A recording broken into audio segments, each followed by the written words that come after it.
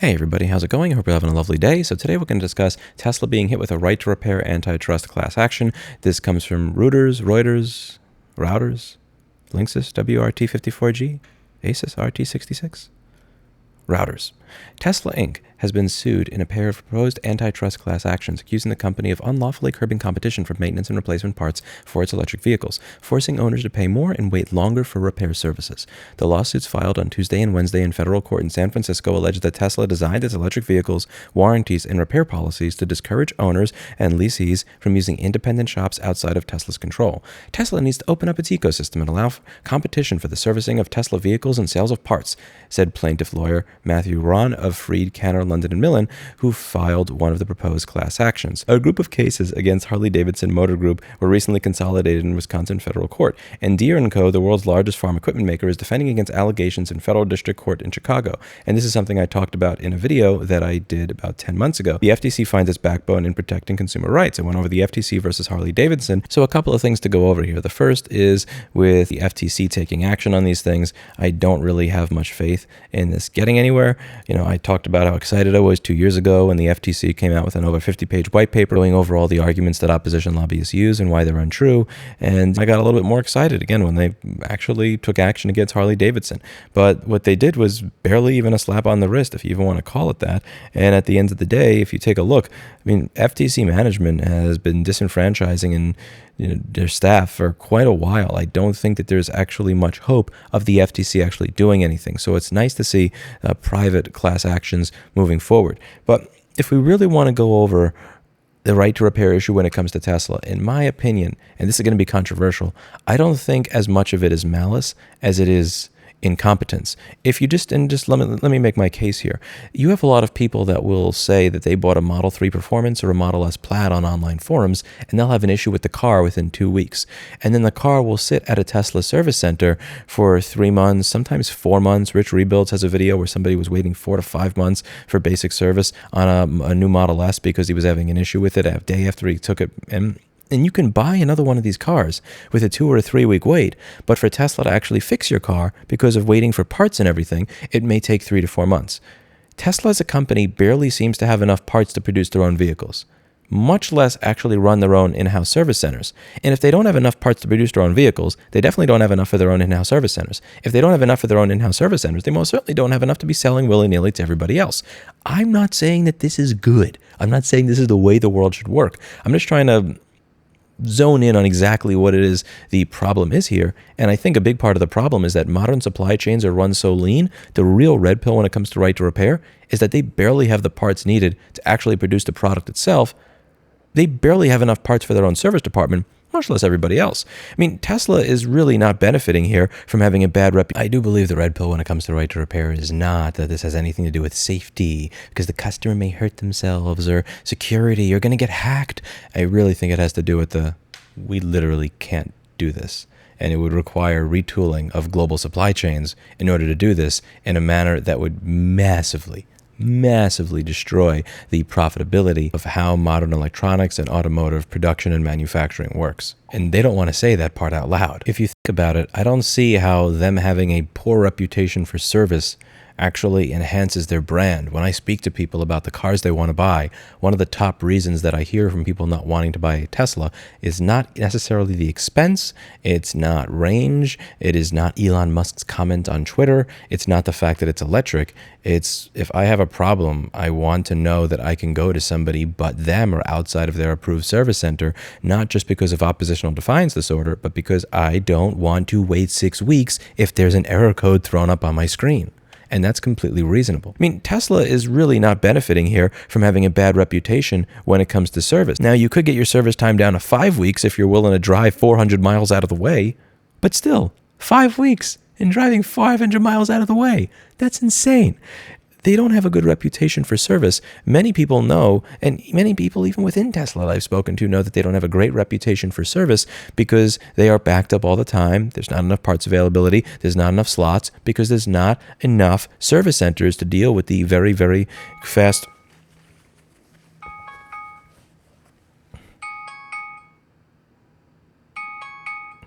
Time to feed the cat. So that's why you're up here, BlackBerry. But in all seriousness, there's not enough service centers to deal with the massive growth in sales of these vehicles. So even if there were some sort of right to repair that were passed, I genuinely wonder if Tesla would actually be able to keep up, because they're not able to keep up with warranty repair, which is already legally mandated in many states as something that you need to provide if you sell a new $90,000 vehicle. If it takes them 4 to 6 months to fix a car that failed 1 week after purchase because they lack parts availability, when it is already the law that they must fix these vehicles under warranty, I don't see how this initiative is actually going to do it. And to be 100% clear, I want to see this move forward, and I want to see this succeed. I want to see a standard set that if you sell something that costs $100,000, that you should supply the parts for it so that the customer can fix it themselves, or an independent repair center can fix it themselves. I want to see this win. That doesn't mean avoiding having some nuance in our analysis of where the failure mode is. And I think a big part of the failure mode here is they legit do not have the logistics or manufacturing capacity to actually do this. And again, is this how things should be? No. Is this a good thing? No. But I don't see how you're going to fix that quickly. Another thing that I think is important to bring up here is that we should all be watching how this goes with Tesla, even if you're not going to buy a Tesla, because this will spread to every other manufacturer. One of the things that I talk about on this channel on a regular basis all the time is how when people say, oh, haha, just don't buy Apple, or oh, haha, just don't buy Dell, or oh, haha, just don't buy Samsung. Yeah, wait till your phone doesn't have a micro SD card slot. Wait till your phone doesn't have a headphone jack. I'm telling you, what they're doing over there will eventually come over to yours if they figure out that they can make money off of it. And one of the things that you see here is that this is not the only company that has gone out of their way to try to make it more difficult for independents to be able to work on your own stuff. There was an automotive right to repair bill passed in 2012 in Massachusetts. It had certain loopholes for wireless diagnostics if you were going to do the diagnostics wirelessly. So there was a bill that was proposed that was put on the ballot in Massachusetts in 2020 to make that available to independent service centers. And if you take a look over here at who funded the opposition, you have General Motors, Toyota, Ford, Honda, and Nissan. On the side of right to repair, you had O'Reilly Auto Parts, Genuine Parts, Advance Auto Parts, AutoZone, Coalition of Automotive Repair Equity, and Auto Care Association.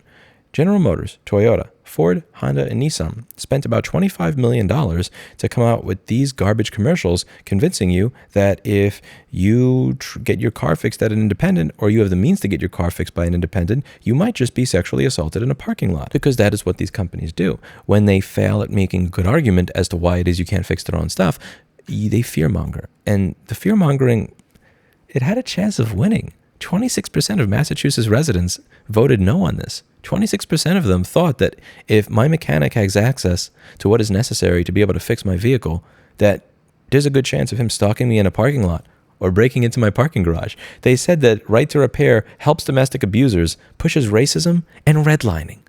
I'm not kidding. Watch the video. A lot of this stuff is no longer on the internet, which is why I'm very, very thankful that I archived it all in this video that I will link down below. I also encourage the people who are viewers of this channel to save that video, re-upload it to your own channels, or archive it somewhere, because not only does that video include the advertisements that GM, Ford, Honda, Nissan, and Toyota were using to convince people that mechanics were going to break into your house, break into your garage, assault you in a parking lot, but it also includes the articles and the text of the articles that those companies used to try and convince you that right to repair pushes racism and redlining. This propaganda has been completely wiped from the internet to the point where I can't even find it on archive.org because it wasn't up long enough after they lose the campaign, because I imagine these companies don't want to be associated with such disingenuous arguments. But just in case anything happens to this YouTube channel or that video, I'd highly appreciate it if people would archive that, because I think it's good to know that these companies push crap like that on people and expect that there is no consequence to it. Tesla is not the only manufacturer that's going to be moving in this direction of more difficult to repair cars and more difficult to repair devices. So it really is important to see how this goes here, because if we fail here with Tesla, we might just fail with every other manufacturer down the road as well, because most of my listeners, while they most certainly, and rightfully so, crap on Tesla for a lot of their anti-repair practices, they don't realize the degree to which GM, Toyota, Ford, Honda, and Nissan are kind of looking over and going, maybe we could do some of that too. In the rush to create a new product every year as cheaply as humanly possible, we have absolutely obliterated supply chains to the point where we produce just barely scrape by to make exactly what is necessary so that the company can return as much value to shareholders and the company can have as much cash on hand as humanly possible, which is great for the shareholders and great for the company, but not necessarily great for the end consumer who would like the ability to actually fix what it is they own. This is not something that I think is only going to work with a legislative fix. A legislative fix by itself is not the only thing that will do this, although it is most certainly a start. What has to happen here, in my opinion, is a change in how we view supply chains in general. Producing literally just enough parts to get the items that we project we will sell out the door is not a sustainable model going into the future. And as long as that is the model that is being used, right to repair legislation, sadly and admittedly, even these types of lawsuits might not have the potential to actually go anywhere if you're not actually able to get a part. Because again, people buy a Tesla. They have a problem on day 2 with the car. It can easily sit in a service center for 3 to 4 months. You will see many stories on the internet of something like this happening.